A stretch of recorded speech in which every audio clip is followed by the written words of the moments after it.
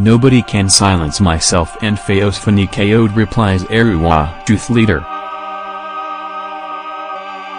Arewa youths accuse Fani-Kayode and Fayose of being used by Southwest leaders to destabilize the country. Fani-Kayode warns Arewa youths that nobody in the north can intimidate him or Governor Fayose of Ekiti State.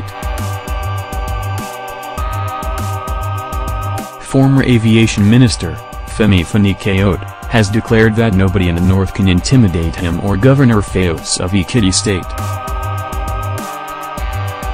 The ex-minister made this known while reacting to a statement the leader of the Arewa Youth Forum, AF, Gambo Gojunu, that there are plans by some Southwest leaders to oust President Muhammadu Buhari out through a campaign of calumny.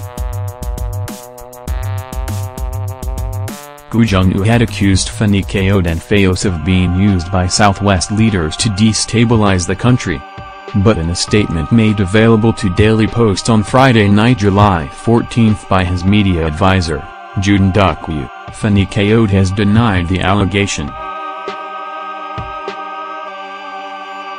Ndukwu said his principal read a press statement by some self-styled Arewa Youth Forum in Abuja under the leadership of one Gambo Gojunu, wherein they accused the Ekiti State Governor, Dr. Adel Peter Fayose, and former Minister of Aviation, Chief Fani-Kayode, of being used by Southwest leaders to destabilize the country and pitching the rest of the country against President Muhammadu Buhari and the North.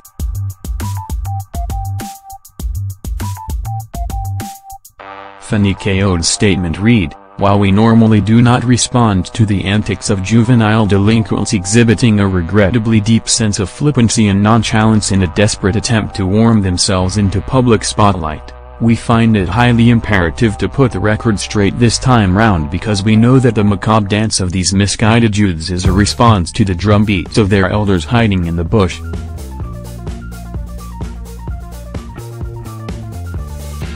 First, let it be clearly told that Gojunu cannot claim to be the national president of AF, the umbrella body of all youths in the north, as he brazenly put it in that statement, as a good number of reasonable northerners, including the youth, have since realized the evil antics of such contraption, which is only used for electoral purposes, after which people of the Middle Belt, Northern Christians and other minorities are treated like scum by the same Arewa that is quick to mouth a non-existent One North during elections or as elections approach.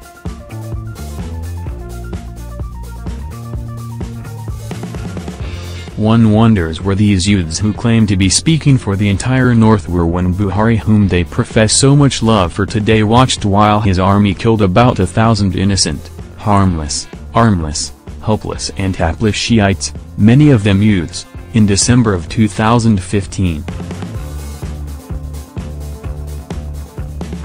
He continued, "Where has Gojunu and his co-travelers been while their cousins, the Fulani herdsmen terrorists, have been moving through the length and breadth of Benue, Plateau, Niger, Adamawa, Taraba, Kogi etc., leaving in their trails tears, sorrow and blood of farmers whose only offense has always been asking the marauding herdsmen not to destroy their farms, their only sources of livelihood, with their cattle."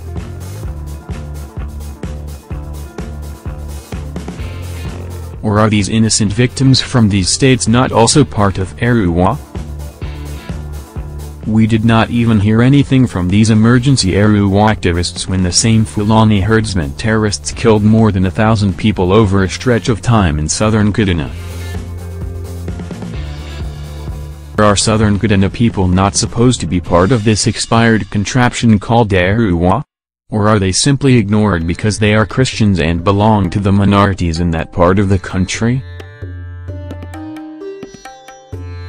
The fact is that the Arewa empire has since collapsed.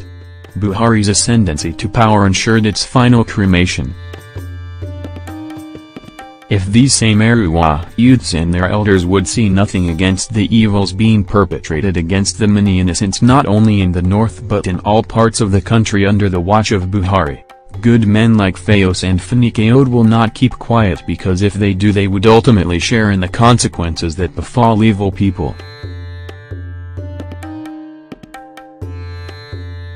The path this duo walks is not one they chose for themselves, it is one which destiny has bestowed on them. to shy away from such a noble but tough and unenviable task divinely placed on their shoulders is to offend God. And who would want to do that? Despite the toughness and risks of confronting Pharaoh, Moses still had to go deliver his divine mandate to the wicked king. He added, "Let it be stated that Fayose and Fani-Kayode's criticism of Buhari has nothing to do with where he comes from. If it does, then this duo would not be defending the Shiites, people of southern Kaduna, or victims of Fulani herdsmen terrorists who all come from the same north as Buhari." Nigerians will also remember very well that Fayose is one of Obasanjo's ardent critics. Is Obasanjo also from the north? Their criticism of Buhari is because the president has proved, with his words and actions, that he has the qualities of tyrannical Pinochet, despotic Stalin and totalitarian Sisi Seko all rolled into one.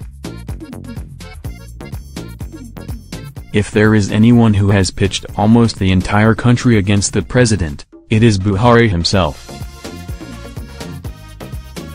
And if there is anyone peddling lies and falsehood to gullible Nigerians, even kindergartens will jubilantly tell you that it is the APC and their officials. Then focus on Fayose and Fani-Kayode.